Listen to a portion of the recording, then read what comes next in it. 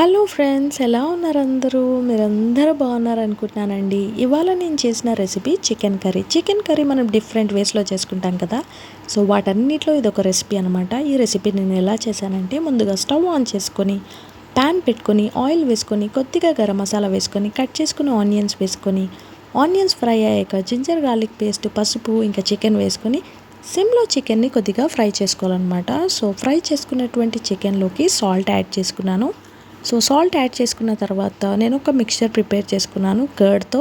అందులో curd, chilli powder, ధనియాల పొడి వేసుకొని వాటర్ యాడ్ చేసుకొని ఆ మిక్చర్ని చికెన్లోకి యాడ్ చేసుకున్నాను. అంతేకాకుండా కొన్ని క్యాష్యూ నట్స్ తీసుకొని మిక్సీలో వేసుకొని ఆ పేస్ట్ని కూడా చికెన్లోకి యాడ్ చేసుకున్నాను. అంతే అండి, ఇంకా వాటర్ యాడ్ చేయకుండా మూత పెట్టేసి చికెన్ని కుక్ చేసుకోవాలి. ఇంకా దగ్గర పడుతున్న టైంలో కసూరి మేతి కొద్దిగా యాడ్ చేసుకున్నాను.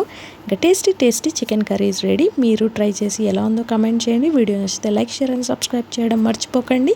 Thank you for watching.